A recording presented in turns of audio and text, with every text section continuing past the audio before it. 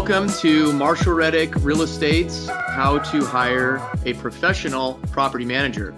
My name's Scott Pastel. I'm the VP of Property Management for Marshall Reddick Real Estate. And I'm joined tonight by Taylor Falduti on our marketing team, and also Jeremiah Schuler, our business development manager for property management. So these are two very important people that hopefully you guys will have the chance to connect with. So for the next about hour or so, I'm going to cover as much information as possible on how to select and how to hire and how to interview a professional property manager. I've been with Marshall Reddick now for about 15 years. I own some investment properties. I have talked to hundreds of different property managers all across the country, and I've definitely seen every level of quality, service, and cost that you can imagine in the business. Now, Marshall Reddick is a property manager in a handful of markets across the country. I'm going to cover which locations we do property management in. Excuse me one second. And so we're going to go over what markets we have professional property management in. We have people tonight and on joining this webinar from all over the country. Some of you are in locations looking to buy in your own geographic market, and some of you are in locations that you're looking to buy property 1,000, 2,000, 3,000 miles away. And really what it comes down to with property management is it doesn't really matter how close or how far you are from your property. The point of buying real estate is to have it be a passive investment, not to actually be the one screening the tenants, taking all the maintenance calls, and really just dealing with tenants that may try to break the lease. Sometimes people want to add more people onto the lease that aren't on there. They may want to add a pet, remove somebody, move out early. So there's a lot of challenges can come up in property management. And the point really is to be able to scale a rental property portfolio. For the goal of achieving financial independence, it's not going to be possible by owning one or even two rental properties. So what we have to think about is how do we get to a point where we do own 5 to 10 units, maybe even more over a 5 to 10 year period, but how do we have all those properties constantly functioning so that we're getting the maximum rent and we have the best quality tenants and all the tenants' maintenance issues are getting handled and they're being charged for things that they should be charged for, and that the property manager is enforcing the lease. So if you're on the webinar tonight, you're probably aware that not all property managers are created equal. And again, that's kind of what brings us here tonight is what is a professional property manager, and how is a professional property manager different from a real estate agent who many times, manages properties, or a friend or a family member or yourself, or a property manager who is not considered a professional property manager. So I'm going to talk tonight about what a professional property manager is, what a professional property manager does, the value that a professional property manager provides, how to interview one, and how to know that you're working with a professional property manager so that your properties are under the best control and the best management possible. A lot of people, they spend all their time and focus figuring out how to acquire a rental property, and then they own it for the next 20 years and have no concept of how important professional property management is. We have when I checked, about 120 people signed up for this webinar tonight.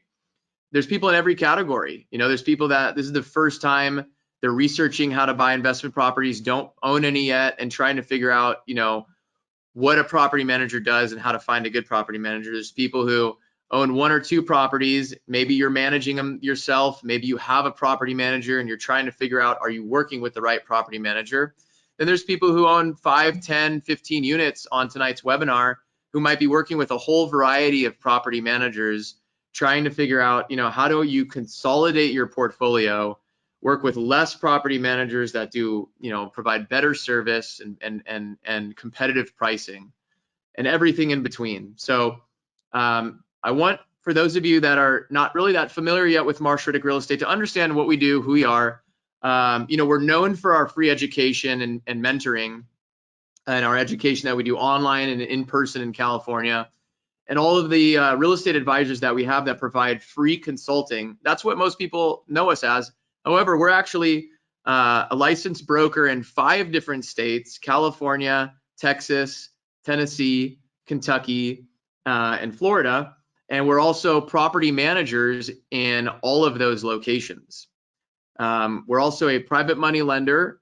We originate short-term and long-term loans for renovation, fix and flip, and also long-term buy and hold. So we have a lot of different services, and we operate in many different countries throughout the United States.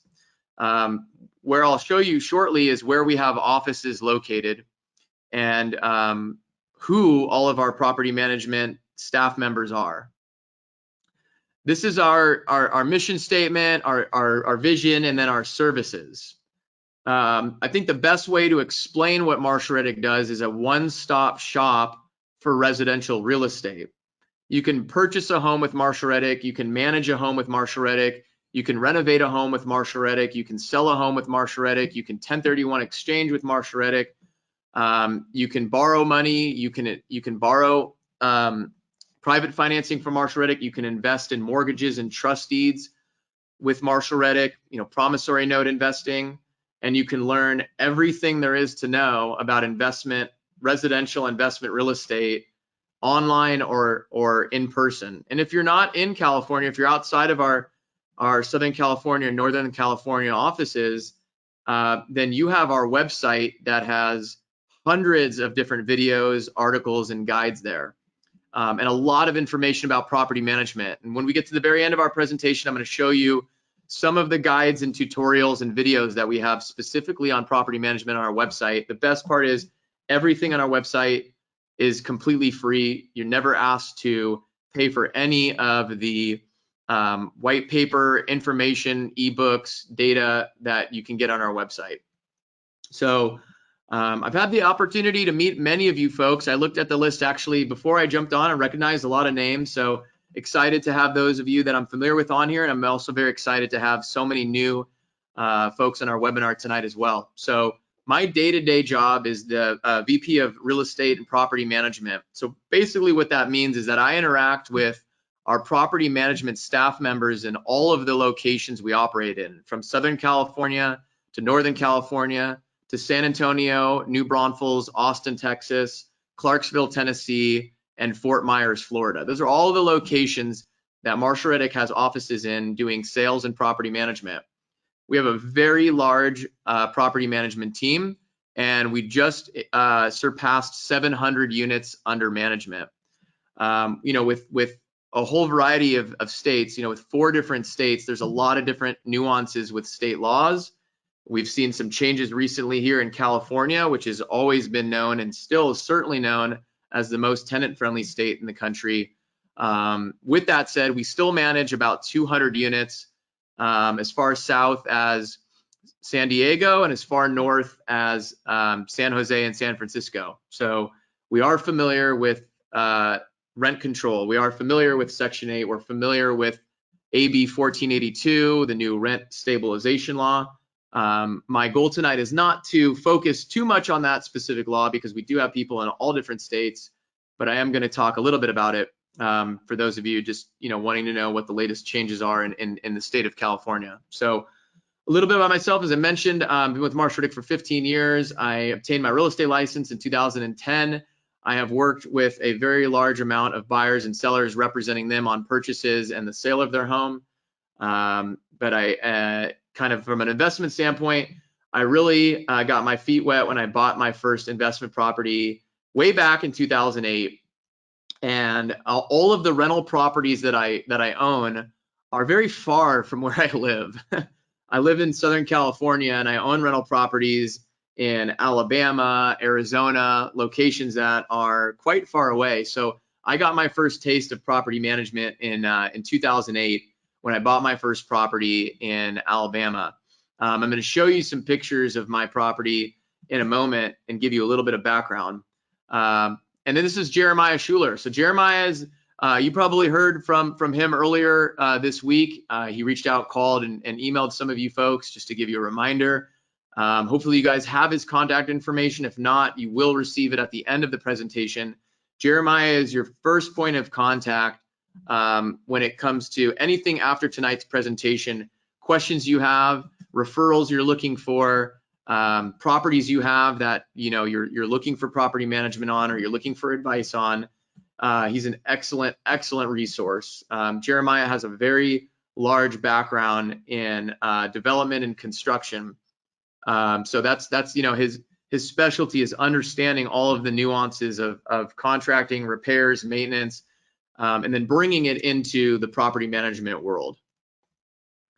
And the map that you guys are looking at, same map on our website. The ones that are highlighted in red are locations that Marshall Reddick has a brick and mortar office in. We've very recently, and still kind of in the process of opening up in Fort Myers, so we're going to make an announcement about that in the near future.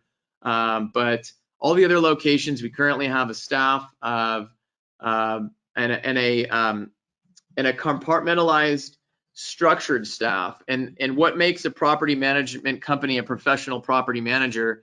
One thing right off the bat is having a broker's license in that state and having a trust account that allows them to hold security deposits.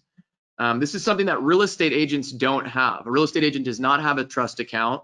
Real estate agents get involved in leasing many times. From a property manager's standpoint, I highly discourage that because most of the time real estate agents are only familiar with the sale market, the purchase market. Many times they're not really familiar with how much properties rent for in specific neighborhoods or the demographics of renters in specific neighborhoods. They don't have management software. They don't have a lot of screening and background check resources. They don't really have a staff. They don't have a handyman, contractors. So, if you're a homeowner and you've used a realtor to lease your property before, I'm going to highly recommend not doing that and working with a property management company. We have our own lease agreements that are very, very different than what a real estate agent's going to use. A real estate agent's going to print out the state lease agreement for whatever state it is, and they probably really won't know what to fill in different areas. I'm going to show you tonight what one of the pages in our lease agreement looks like, but we charge a variety of fees to tenants for many different things. I've never seen a lease agreement drafted by a realtor that had any of things in there. And just to give you an idea, fees for rescheduling a maintenance request at the last minute, or not showing up to be at the property when they've submitted a maintenance request and our vendor goes out there, or insufficient funds fees for bouncing rent, or an early termination fee if a tenant plans to break the lease. So for a large amount of reasons, I'm going to discourage you from using a traditional realtor from leasing your properties. Realtors are amazingly valuable at buying and selling a house. And again, I am a realtor, but I'm a realtor that works for a property management company. So anyways, the locations in red are where we have offices in, and the locations outside of those, we work with third-party realtors and property management companies that do have boots on the ground in these locations. And we're very strategically pinpointing these markets because these are all major metropolitan locations, that have 500,000 to 3 or 4 million people living in them with a very large rental population. There's a lot of things that a property manager can have an impact on, and there's certain things that a property manager cannot have an impact on. If you buy a property that is not traditionally structured as a rental property, or if you buy a property in a very, very rough part of town, or if you buy a property 3 hours away from the nearest job market, it's going to be very difficult to find good property management for that. I recently talked to an owner who bought an investment property in a Del Webb 55 and older community with an extremely high HOA payment. And there's a lot of nuances to this community that do make it very difficult to attract a renter. So we get involved in explaining to you what is a good property to purchase as a rental. Now, the properties you already have, right? And you can't change anything other than selling it, or maybe making minor cosmetic changes. But if you're looking at acquiring properties, we're very specific about what properties don't make sense as a rental. Buying a property right now as an investment with a pool is not a good idea. Buying a 5-bedroom home as an investment is not a good idea. Buying a 1-bedroom condo or a 1 or 2-bedroom townhome or condo as an investment is not a good idea. There's a lot of reasons for that, but this is something that only a property manager will be able to explain to you. A real estate agent will tell you whatever property you want to buy is a great property, right? That's because there's no accountability involved for them after they close escrow on it. They've rented it and they've moved on, and now it's your problem. A property management company that does sales and property management will intentionally tell you that is a good property to buy because we manage properties on this street already. We're very familiar with the demographic of renters. We know the average days on market in this neighborhood. We know the types of renters that are looking in this neighborhood. We know how much it will rent for. This is a good property to buy. Who is a better person to ask what property to buy? A real estate agent that you'll work with for 2 or 3 months, or a property manager who's going to be responsible for managing that property for the 10 or 15 years you own it and constantly having to re-rent it and deal with all the maintenance issues, right? So right off the bat, if you're looking at purchasing property, do it with a company that does sales and property management. So here's it's about maybe half or 3/4 of our staff in all of our markets: California, Southern California, Northern California, Tennessee, and Texas. So what you're looking at is a combination of, that's myself on the top right, or excuse me, top left. Sammy is our local property manager in Orange County in LA. In the middle there is Hannah Van Horn. She handles all of our administration in all of our California offices. We've got our Clarksville, Tennessee team on the bottom left. We're missing Taylor Mata, so we need to do an updated one. And then our San Antonio team on the bottom right. So these people all carry different hats. We've got maintenance supervisors, leasing agents, tenant coordinators, owner coordinators, property managers, business development managers. So you need to be working with a company that has a team. I've talked to landlords before that were very unhappy about their service with property management, and I've asked them several questions, and I usually find out that they're working with a very small mom and pop company where the property manager is also the leasing agent, and they're also the accountant, and they're also the owner, and they're also the broker, and they're doing everything. That is the cause of bad service, is poor structure. So we have a very large staff. Everybody is assigned to a very specific dedicated staff, very specific dedicated part of the process. So yeah, these are all the people, and some of you have probably worked with a lot of these people here already. At Marshall Reddick Real Estate, we practice what we preach. A lot of our staff members own rental properties, a very large amount of our staff members, and we're constantly helping, advising, mentoring our staff members to be able to purchase investment property, because unless you own rental properties, it's very hard to think like a landlord. So some of the pictures up here on the top right, that picture is actually 11 years old now. That's from February 2009. This is about 6 months after I purchased my first investment property in Mobile, Alabama. And I'm sharing this picture with you because I made a very big mistake by meeting my tenants that day. I was very naive, very young. Just a few months after I bought my first investment property, I was 24 years old. I mean, you can see I'm wearing a Led Zeppelin t-shirt and baggy jeans. This was several months after I bought this property in Alabama. Now, that's a brand new construction property when I purchased it. It was a very easy process to buy it. There's nothing on the home inspection. It appraised. I talked to my property manager before I bought it, and they gave me a lot of guidance on the right zip codes and good neighborhoods and what properties they had the most demand in. So they literally told me, buy a 4-bedroom, 2 to 3 bath home in these zip codes because that's where we have the best renters.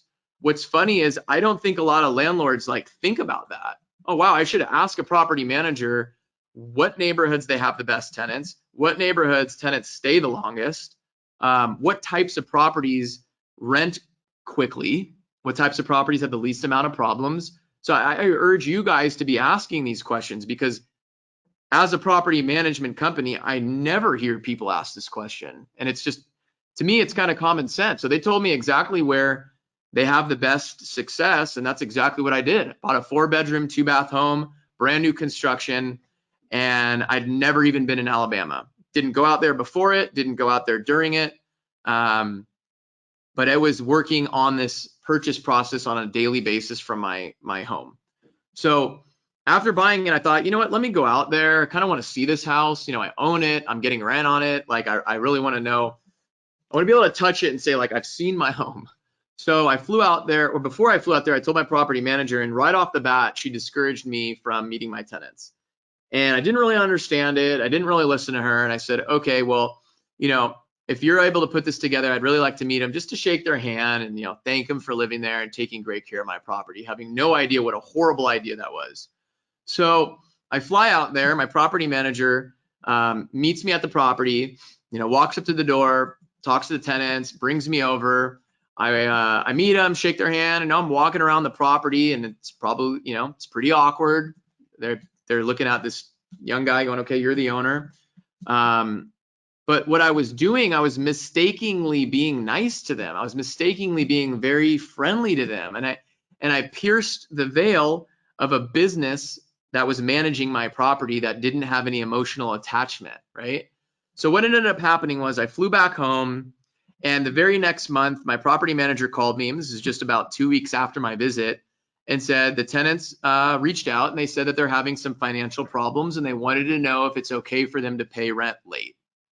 And I went, well, that's really weird. They've been living here for about 4 or 5 months, never had a problem, paid rent on time every month. I just spent all this money and time flying out there to meet them, and now all of a sudden they're having financial problems. So, you know, I didn't really think much of it. And now you see on the top left side, that home that I own in Phoenix, Arizona. That's a picture of me right after closing on it. Same thing. I bought it from California, did a tremendous amount of research from my computer and phone, knew exactly what I was getting. This is actually the 4th property I made an offer on at the time. I knew my zip code, I knew how much I was pre-approved for, and I knew exactly from a property manager standpoint, the best neighborhoods and the best properties. So I bought that property, 3-bed, 2.5 bath, 1,700 square feet. It's a corner property, and still own all these properties today. So about a year or two after buying that property, I was driving to Tucson, Arizona from California, and I thought, you know, I'm driving on the 10, I'm going to pass my property. I might as well just go there and see if the tenant's there and meet her. Again, I have a professional property manager. So I just pierced right through that. And sure enough, she was home. And before actually going in, I thought, you know, there's a Ralph's right down the street. I'm going to go back to that Ralph's. I bought a cherry pie, came back to the house. It's $10. And I said, hey, you know, I'm the owner. I just wanted to thank you for living here, taking good care of the property. I was in the area. She's like, come on in. You know, so she was, I think she was home alone at the time. As a mother, I think she had a couple kids. Husband was probably at work. She had no problem letting me in. So I guess I look like a nice guy. But again, I'm making the same mistake again. I sat down with her at a dinner table, asked her about her family, her life, told her a little bit about mine, and it was just a nice, cordial visit.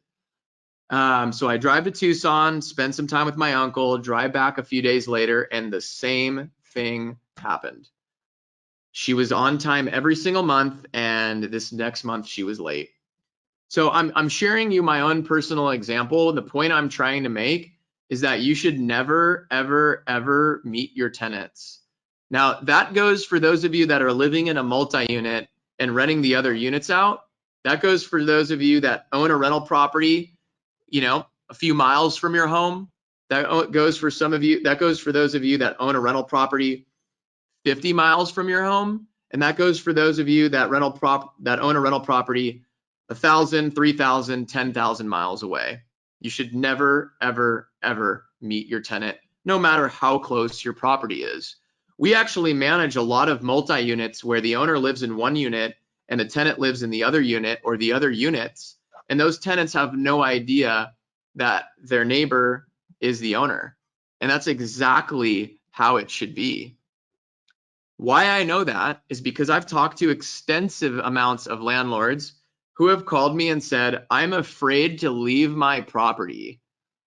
I just went to a tenant next door to me who shares a wall with me, who's late on their rent, had a little bit of an argument, and now I feel very uncomfortable living in my own home. The point of owning rental properties is not to have this be a house hack. It's not to have this be a hobby or a passion or a part-time job, or certainly not a full-time job. The one and only reason to own rental properties is to make money. And the only way to do that is to scale and continue doing what it is you're doing, spending time with family, traveling, or working, or all of the above. If you don't do it this way, your rental properties will get in the way of all of that. And then it'll become very emotionally exhausting and very emotionally draining. So make sure that you never meet your tenants. And if you've already met them, then hire a professional property manager. And when a new tenant moves in, don't let them know you're the owner. This is a large amount of liability protection, right? Let your property manager enforce the lease. Let your property manager post a 3-day notice. Let your property manager increase the rent. Let your property manager go to the property and replace the water heater, replace the garage door. And they'll use a licensed contractor. So, you know, how do you reduce your liability? You work with professional property managers that have licensed contractors. Here's a bunch of property management quotes. You know, a few that stick out at me is that you date your real estate agent, but you marry your property manager, right? You work with your realtor for a few months, you acquire the property, and then you work with your property manager for 10 or 15 years. Get to know your property manager. Property management is without a doubt the make or break factor in owning your rental properties. You could have an amazing property in the best part of town. What good is an empty house? An empty house doesn't pay you money, right? Or what good is owning an amazing property if you have bad tenants in there that aren't paying rent or aren't taking good care of the property? Who you work with in real estate is more important than where and what properties you own, without a doubt. I've seen amazing property managers in areas of, you know, the Midwest that are known as kind of sluggish markets. I've seen horrible property managers in booming markets of Austin, Texas, and California. So it's you know, you're going to find good and bad property managers in every market. You just got to know what to look for. You get what you pay for, without a doubt, in property management. If you want cheap service and bad communication, hire the property manager that has the lowest fee structure, right? That doesn't mean that you have to pay the highest management fees, but to get good service, you're going to have to pay a little bit more than the bottom bargain property manager out there. I can tell you that there are property management companies that I wouldn't let manage my property for free. There's actually countless people and countless real estate agents and countless property managers that I would never let manage my property for free, right? So the difference between 6% and 7% and 8% is pretty negligible when you look at the massive amount of difference in service and what you're getting for those fees. Not all property managers are created equal. So to kind of set the stage from here, the principle of investing in something, and I mean anything, could be a business, could be stocks, bonds, annuities, real estate. The basic principle of investing in something is how to get the highest return possible with the least amount of risk and time. If I have to spend hours and hours and hours a week or a month on an investment, it significantly diminishes the return that I'm getting. Real estate is meant to be a passive investment. So what does a property manager do to earn their monthly fee? This is a summary. This is certainly not a comprehensive, complete list of what a property manager does. This is kind of a basic summary. So a property manager is going to estimate any fix-up costs during vacancy. Now, right off the bat, you have to know what type of property manager is looking out for your best interest and what type of property manager is looking out for their own best interest. And it's very simple to find that out. A good property manager who looks out for your best interest only makes money when you make money and doesn't make money when you lose money. And what do I mean by that? Well, a couple examples.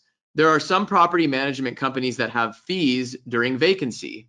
Well, that's an example of you losing money by paying fees and then making money. And that's not a scenario where you're both winning together. The only way that a property manager should make money is off of the rental income collected. So if your property's vacant, property managers shouldn't be charging you fees. That's one example. A much more common example are property managers who make money and profit off of maintenance and repairs. And that's what you need to look out for. When you're interviewing property managers, talking to property managers, or even interacting with property managers you already have, you just have to ask them a few simple questions. One question is, do you use your own staff members for maintenance and repairs, or do you outsource it, right? You want a property manager who outsources maintenance and repairs. The second question is, okay, if you outsource it, do you charge any markups or pad on any additional fees on top of the work that the contractor charges? And if the answer is yes, you can also find this in their management agreement. That's not a property manager that you want to work with, because that means they're making money every time you're losing money. So the coordination of maintenance and repairs from a property manager should be part of the management fees that you're already paying. And the money that you're spending should go directly to third-party licensed contractors. So a professional property management company like us is going to walk a vacant property, and we're going to put together what's known as a punch list of all of the things that need to get done in order to make that property rent ready. It could be everything from replacing a torn screen to touch up paint on the walls or new paint in the entire interior. So we're going to be able to figure out the age of the paint, the condition of the paint, the age of the flooring, the condition of the flooring. We're going to look at the condition of the counters. We're going to look at the condition of the cabinets. We're going to look at the bathrooms, the showers, the shower tubs, the sinks. Those are the most commonly used aspects of a home. So those are the items that we're going to look at. We also know the market, right? If we're stepping inside of a property that is below the median income, we're not going to be suggesting top-notch repairs. Similarly, if we're walking into a property in Newport Beach that's going to rent for about $8,000 a month, which we have many properties like that, we're going to explain to the owner what the rental pool is looking for in that area. So right off the bat, we're very knowledgeable about the different neighborhoods and zip codes. And we're able to explain, no, you don't need to put in new quartz counters, or these counters are very old. They're that plastic formica, and we would suggest granite countertops. Otherwise, it's going to be very difficult to rent. So a property manager will be able to walk a property without a charge and put together a list of items that need repair. Now, the way that a professional property manager handles the actual contracting process is we're going to send that punch list to multiple contractors. That's because we don't have a conflict of interest in who does the work. All of the contractors that a professional property manager works with are licensed, bonded, and insured. But we have no financial ties whatsoever to those contractors, and that's what you want to make sure your property manager has. It's a massive conflict of interest for them to have ownership in a construction or a contracting company, because they're going to want their own company to do all the maintenance and repairs. Well, in order to keep that going, they're going to have to profit. In order to profit, they're going to have to find maintenance and repairs. You want an arm's length structure to this, so that your property manager like us can tell you, I would suggest not going with that bid because that seems too high. I would suggest this bid, and this vendor is very reliable and does a lot of work for us. You want an unbiased point of view from your property manager on who to work with, as long as they're licensed and insured. So a professional property manager is going to put together a rental market analysis. What that means is a report from the local MLS of all the properties that are similar bed, bath, square footage, location, lot size, and they're going to send you comps or comparables with a report. It might have 5, 10 different properties on there within maybe a mile or two, and then what properties have rented for and the days on market. That way you'll be able to know how many days you can expect your property to rent. That report will have the average days on market. It'll have all the rental amounts. And we'll be able to tell you based on the comparables in the neighborhood, the average range is, between 26 and 2,800, and the average days on market is 21 days. You need to know that information. That's information you should be provided by your property manager. So we come up with the rental amount, a range initially online through our software, and then we come up with an exact amount after we've walked the property. That rent amount is going to vary. It's going to vary based on whether you're providing a fridge or washer dryer. It's going to vary based on whether you're looking for a 12-month lease or an 18-month lease or a 6-month lease. It's going to obviously vary based on the condition, the quality, and the cosmetics of that property. It's going to vary based on whether you have a 2-car garage, 1-car, 3-car. So we have to be able to see all that in order to determine what the exact rent amount is.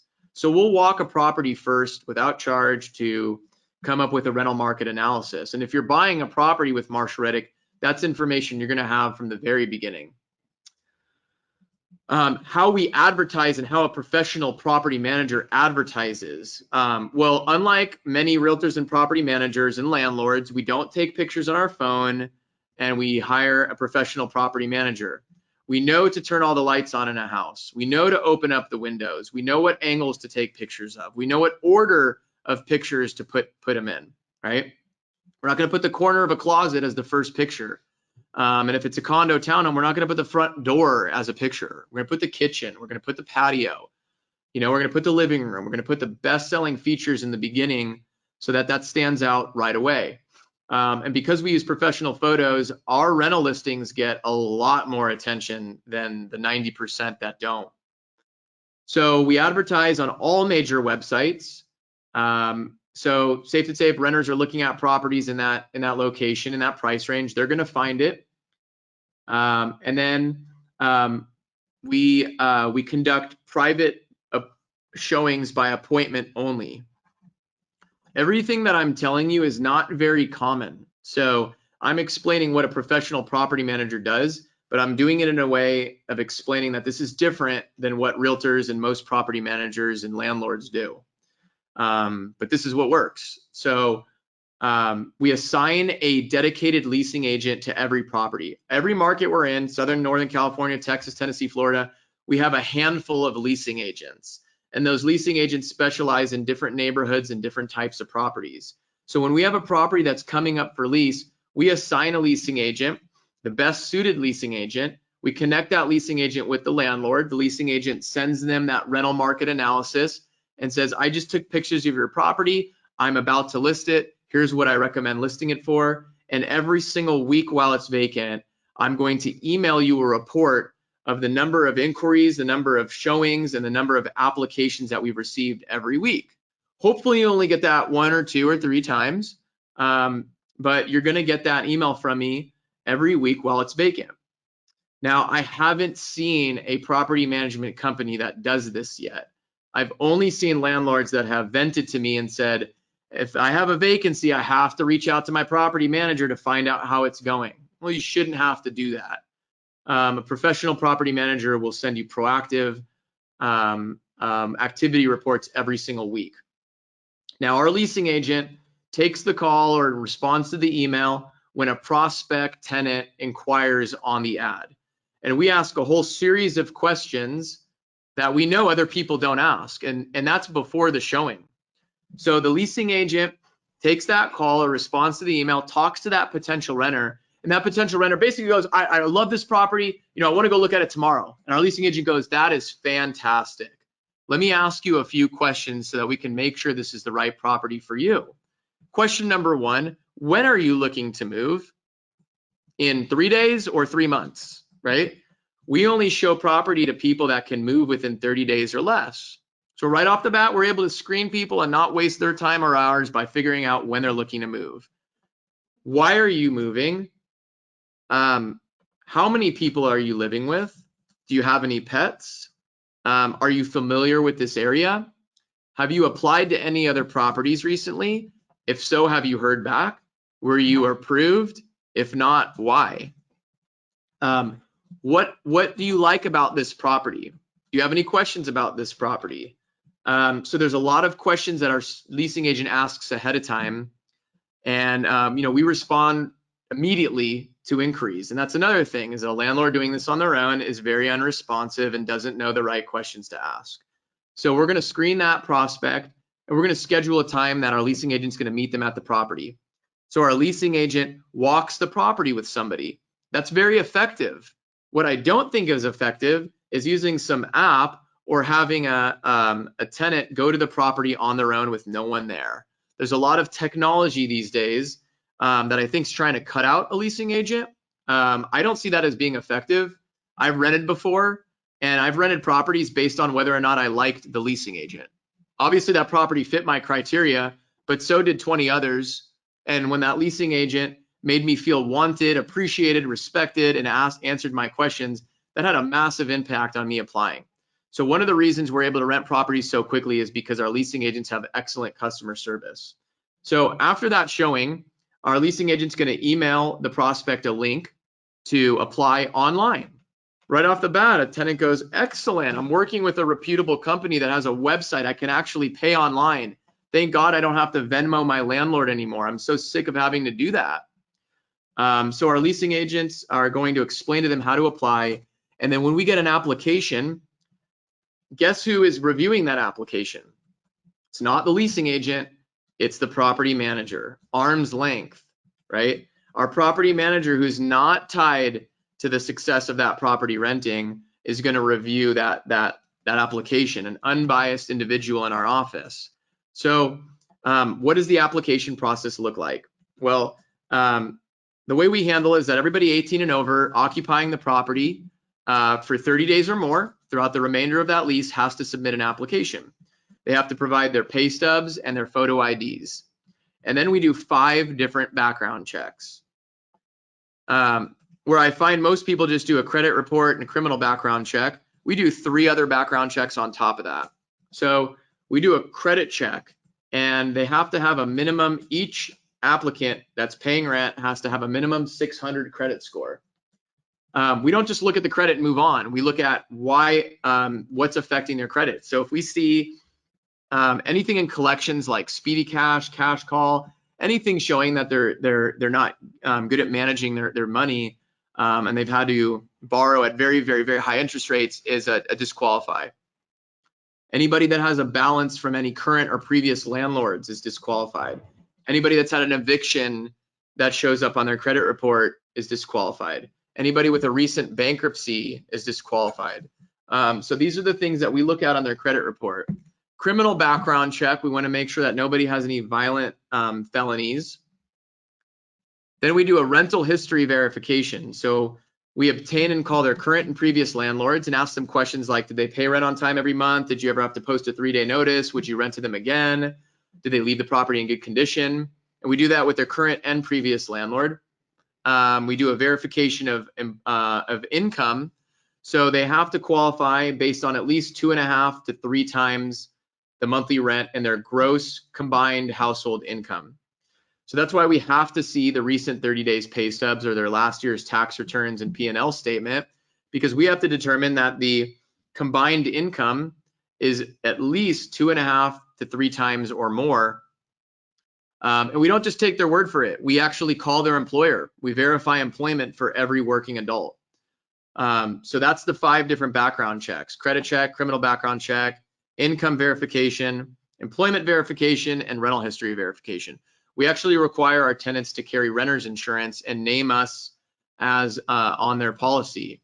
That's protection for them, that's protection for us, and that's protection for the landlord. Then we sign the lease. Now that is a very important part of the process, because our lease agreement looks extremely different than any lease agreement I've ever seen from any other property manager or landlord. Those are very flimsy. Ours are very extensive and have a lot of language in there that I don't see in most other management lease agreements. But another very important thing happens when you work with a professional property manager. We sign the lease, not the landlord. So the leaseor is Marshall Reddick Real Estate. The leasee is the tenant. They don't know who the landlords are. They're not given the landlord's phone number. They're not given the landlord's email address, and they don't know anything about the landlord. And for all the tenant knows, Marshall Reddick Real Estate owns the property. They don't need to know that there's a private, we keep the privacy and protection of the landlord. So from the tenant standpoint, they're renting a property from a business, a company with a BBB page, a Google page, a Yelp page, a Zillow page, eviction attorneys, collections agents, and a very large staff of resources. They know that we're going to enforce the lease by the book. The mindset of a tenant renting from a private landlord is they know they can get away with things. They know the landlord's going to be relaxed, that they probably don't know the laws very well, that they're easy to take advantage of, and all those things are true for most landlords. So when you're using a professional property manager, it sets a very strong precedence for the tenant right off the bat. Partly because we do a full detailed move-in inspection. And I see most landlords not doing that, which is extremely dangerous when it comes time to itemize the security deposit and figure out what needs to be deducted. I've yet to this day been able to see a detailed move-in inspection that a landlord did on their own. So a property management company like us is going to do a detailed move-in inspection on the first day of the lease. So we meet the tenant at the property on day one. We take 100 to 200 pictures of every single room in that property, every single component. We open the drawers, we open the cabinets, the closets, and we do a very detailed move-in inspection. That report goes right to the tenant and the owner. That way, when the tenants move out in 1, 2, 3, 4, 5, 6 years from now, we also do a move-out inspection. We cross-reference the move-in inspection with the move-out inspection, and that's what lets us itemize the security deposit refund. Do we get tenants that push back on how much we're deducting from the security deposit? All the time. Do we have problems after we send them the move-in inspection, the move-out inspection, the itemized estimate from a contractor? Very, very seldomly do we have a problem after that point. Now, landlords are terrified of tenants. And if a tenant says, you took too much amount of my security deposit, you're not allowed to do that, I'm going to take you to court. The owner most of the time is going to go, okay, here's the full deposit back, right? Maybe losing hundreds and hundreds and hundreds or even thousands of dollars. Why? Because they thought they were a better property manager than a professional property manager. I still don't understand that, but hopefully that kind of all makes sense. But then the accounting aspect is so invaluable. Your property manager has a software that allows you to log in and download reports for income and expenses based on the month, the year, itemized expenses for cleaning, repairs, property management.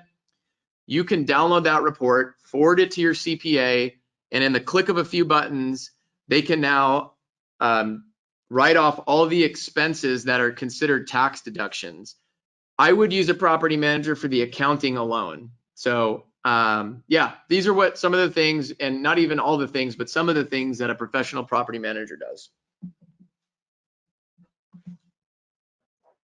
All right, time to run a poll. So we'd love to get a little bit of engagement from you guys as we're about 45, 50 minutes in. Wanted to ask a couple questions from you. So let's run our very first poll. All right, the first question is, how many rental properties do you currently own? I always like asking this question. This is an anonymous question. We're not going to share names, we're not going to share information, but it allows us to kind of get a little bit of an idea for those of you that are on the webinar. So I'll give you guys about 10 seconds to click, I guess, what category fits you best. you're just getting started, don't own any rental properties yet, or own 1 to 2 units, 3 to 4, or 5 or more. So I'll let you guys fill that out now. Give you guys a couple more seconds. All right, cool. Let's see what we got. So as I thought, a pretty large variety of different investors. So that's awesome to know. We have people in every single category on our webinar tonight. What I find is that, I talk to people that don't own any properties yet, and I've talked to people that own 10 or 20 properties. I don't find that there's really any difference in the necessarily their knowledge of property management. I think it's more dependent on who they're working with and what research and information they have, which kind of dictates their knowledge of property management. You've got very hands-on investors, hands-off investors. So I'm happy to see people in every single category. Our website, marshallreddick.com, is a huge resource for you guys. If you go to marshallreddick.com/management, you'll be able to see all of the services that we provide in property management that are included in our fees, and all of the markets below that we do property management in. And you can see all the pricing, all the fees right on our website. Transparency is key in property management. I mean, if you're on a property manager's website and you can't figure out what they charge and how much they charge and what they're charging for, and if you're not able to obtain a sample management agreement without asking, I would move on to the next company. Transparency is very, very key in property management. You want to know everything that a property manager charges for much before working with them. This is the property management life cycle. I'm not really going to spend a lot of time on this slide. I've kind of talked a little bit about the process already.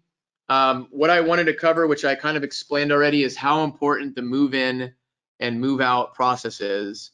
And you can see on number 11, after the lease is signed, after we've collected the security deposit, we meet the tenant at the property at the start of the lease, walk the property, take pictures. And then when it comes to ongoing maintenance, we're available 24/7.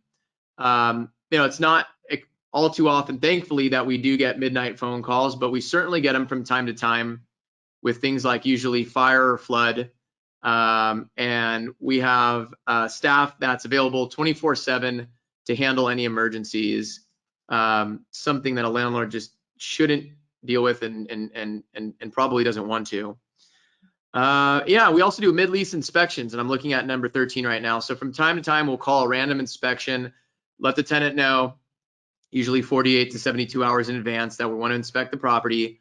It also says on our lease agreement that we have the right to do that. We let them know that right from the very beginning, and we set the precedence that we're going to be in the property from time to time doing an inspection. So that lets them know, okay, great, you guys are going to come back. I got it. Better take care of the property, otherwise you're going to, charge me for it or, ding my credit. I also want to mention how we handle lease renewals. You're kind of coming to the end of a lease term. This is something we're very proactive about. So between about 60 and 90 days before the expiration of a lease, we reach out to the tenants. Our tenant coordinator calls them and says, hey, how's it going? How's everything going? We're reaching about 60, 90 days towards the end of your lease, and we wanted to know if you'd like to renew. And then we just pause and we wait for them to respond. And based on their interest, some people say, well, yeah, it depends. Depends on, are you going to charge me more or what? Okay, we know that means they want to stay. Sometimes they don't know. Sometimes they're very, very much convinced that they want to stay. So we'll let the landlord know whether or not the tenant wants to stay. We'll do another rental analysis, see how much we can justify increasing the rent, and also see if there's any laws that restrict how much we can increase the rent, which there are here in California. Then we will get back to the tenant and we'll let them know their options. And every once in a while, a tenant will say, I don't know if I want to stay for a full 12 months. So we'll ask the owner if they're okay letting the tenant stay month to month or doing a 6-month extension.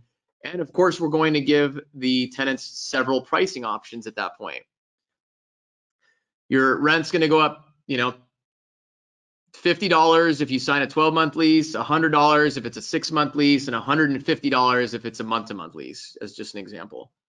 So, our goal is to keep tenants in that property. Our job is easier when we have good tenants that stay in a property for a long time. So before we rent a property, we're looking for long-term renters. How do we get long-term renters? Well, first and foremost, we help clients buy the right properties.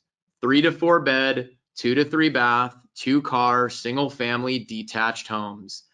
That's the best property that works as an investment if you're looking for a 1-unit property. If you're looking for multi-unit properties, we have properties that do have 3 bed, 2 bath per side. Those properties attract long-term renters. A 4-plex that has 1 bed, 1 bath in each unit is going to have a lot of activity. That's going to be a very, very hands-on property. You're going to have a lot of tenants in different categories. You're going to have a lot of turnover. You're going to have a lot of transient tenants because you typically don't have families that stay longer. So that's a little bit about the process. I want to give you guys some tips here. Stay organized. Have a separate, I'm going to jump to number 2 because I think that's the most important here. Have a separate checking account for your rental property investments. What does that mean? Well, I don't think you need to set up a separate checking account for every property, but have a real estate investment checking account. And when you're buying a property, just put 3 to 6 months of cash reserves in there for monthly payments. That way, if any large maintenance issues come up early on, you have funds in there. But we're going to help you guys buy properties that are self-sufficient, meaning that the only time you spend money on it is when you're acquiring the property. If you're buying positive cash flow properties, have your property manager direct deposit the rents into that checking account and set up all your payments on auto bill pay, right? Set up your mortgage payment on auto bill pay through your checking account. Impound your property taxes and your insurance payments so you don't have to think about making a payment to your insurance agent once a year. You don't have to think about paying the property taxes, especially if you have multiple properties. Make your life easier. Impound your taxes and insurance. Set up auto pay through your checking account.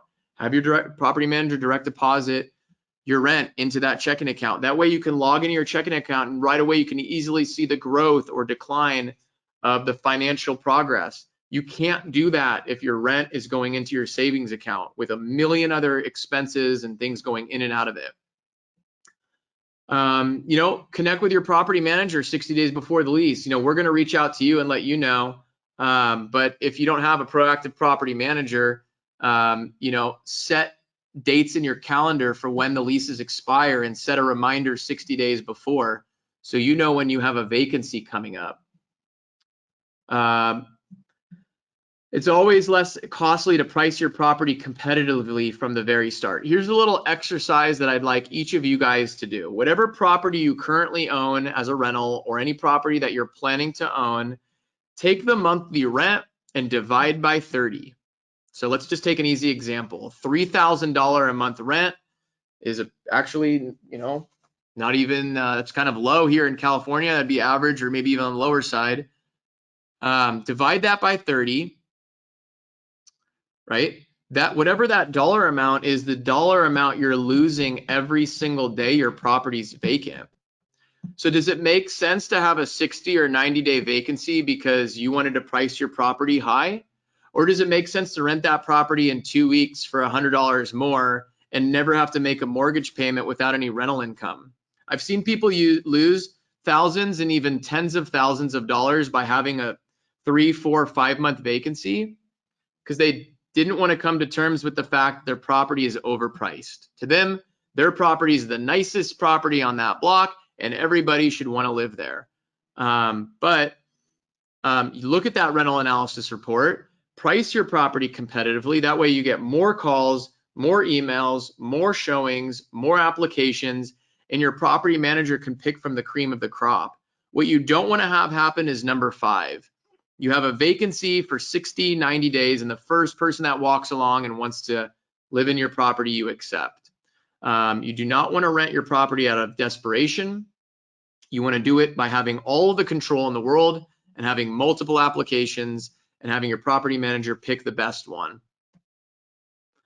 So I hope that you guys have read our property rating ebook. If you haven't yet, then I highly recommend downloading our Reddick property rating ebook on our website. It's absolutely full of valuable information on what properties carry low amounts of maintenance, what kind of properties carry high amounts of maintenance, which properties you can expect, how much vacancy you can expect, how much appreciation and cash flow you can expect on a property. But the fact of the matter is, it doesn't really matter what city or state you're in. It matters the property class, and that's what's going to determine how much vacancy you have. That's what's going to determine how much maintenance you have, and that's what's going to determine the quality of renter you have. The bottom line is higher property classes have lower amounts of maintenance and vacancy. And read our ebook to figure out how to figure out your property's property class. But essentially, it's based on the median home price in that city compared to the price of your property. That's what's going to determine property class, and property class will determine how much maintenance and vacancy you have. And lower property classes will have higher maintenance and vacancy. Higher property classes will have lower maintenance and vacancy.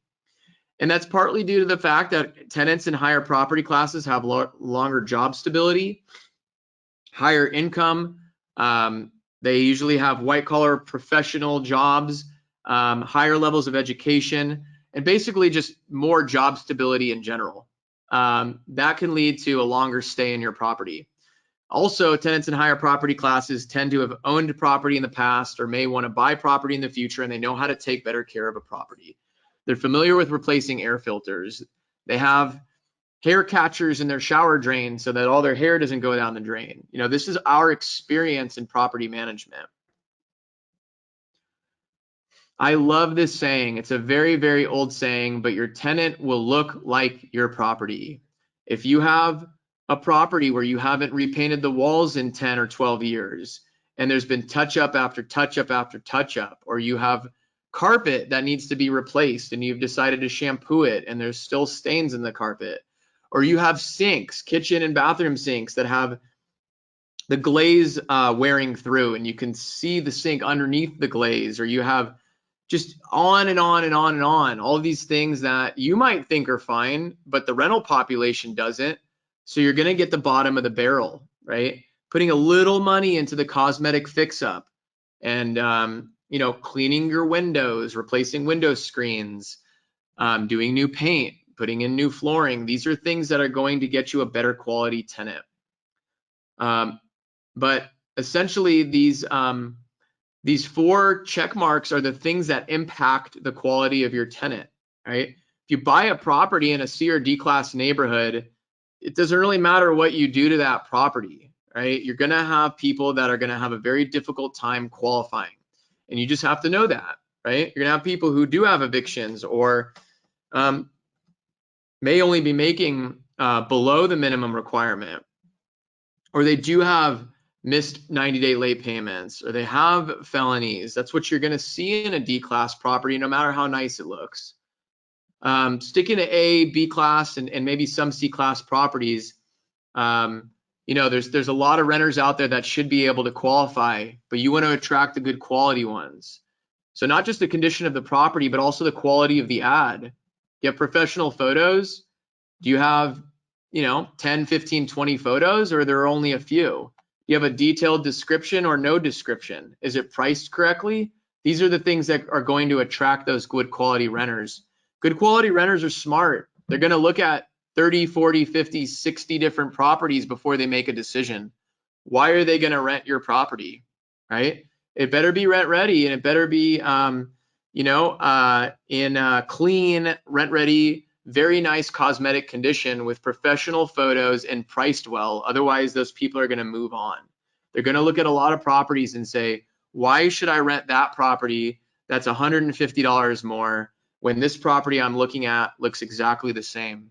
The other thing is provide a refrigerator. Why? Because 95% of renters do not have their own fridge when they're moving into a property to rent, right? So when they're looking at a lot of different properties, if yours has a refrigerator, the other one doesn't, they're both pretty similar, it's a pretty easy answer which one they're going to go with, right? So if all it takes is having a refrigerator or washer and dryer in order to attract a good tenant when they're looking at properties that maybe don't have them, that's going to give you a significant leg up on the competition. And then, of course, the screening process and the property management company and the detailed background checks that they do will help determine a good quality renter. All right, I actually covered this a little bit already. I know I'm at an hour here, so I'm gonna wrap up here with a few minutes. These are just a couple of our markets. What I wanted to stress is this is a map of where we own rental properties. This is something that we can provide to anybody. When you're talking to a property manager, you want to know how many properties they manage that are within a close range of the properties that you manage. We cover a very large geography here in California and Texas and Tennessee and in Florida. And a lot of, different suburbs can be very, very different. So it's important to know, does your property manager that you're interviewing manage other properties nearby, and where are those located? Okay. I'm going to actually, because I've covered a lot of this already, I'm going to skip to a couple of our examples of rental listings. So this is a rental property. It's a unit and a 5-unit property in Santa Monica that we've managed for several years. We just leased this one recently. We're constantly leasing properties, but I wanted to show you one of them. First of all, what you can see looking at this ad is that it says Marshall Reddick Property Management. It has our picture. It has a 4.9 star rating, 25 reviews, and a cell phone number of a leasing agent.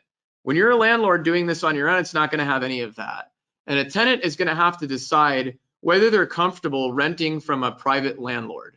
I did that back in the day before I bought a home, and I told myself I would never rent from a private landlord again in my life.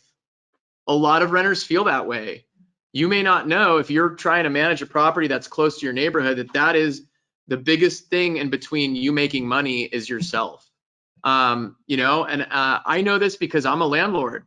I own property, and I will never, ever manage my own properties. I want a company to represent my property.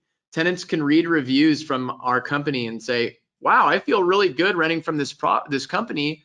I'm not so sure about this other property I went to as a private landlord. They were kind of weird, and they didn't really have everything all together, and the application looked funky, and I couldn't apply online, and I can't pay rent payment online. And this other company does everything by the book, and both properties are nice, so I'm probably going to rent from this company. So a professional property manager should have a Zillow page, a Yelp page, a Google page, and they should have excellent reviews on there, because renters looking at a property will be able to see those reviews. This property on the bottom right, we leased in 9 days. So our average turnaround time is 30 days or less. That's because we do a professional rental analysis and know how to price it. Another property in LA, this is actually a furnished property. We don't really encourage furnished properties very often, but I wanted to show an example of one. The only time that really works is when all the furniture is brand new. And I wouldn't recommend ever furnishing a bedroom, because you don't know whether they want a single, a double, a queen, a king.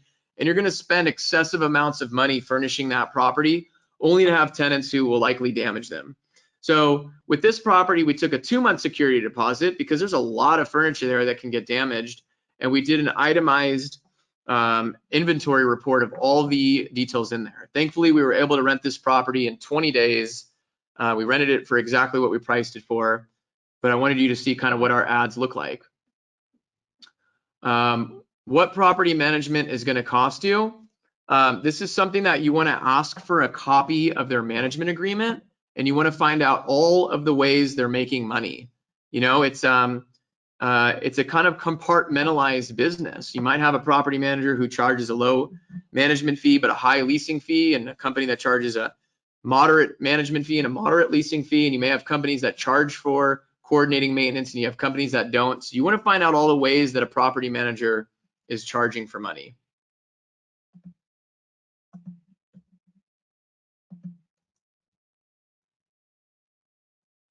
So what I want to show you guys are some of our business pages on Yelp, Zillow, and Google.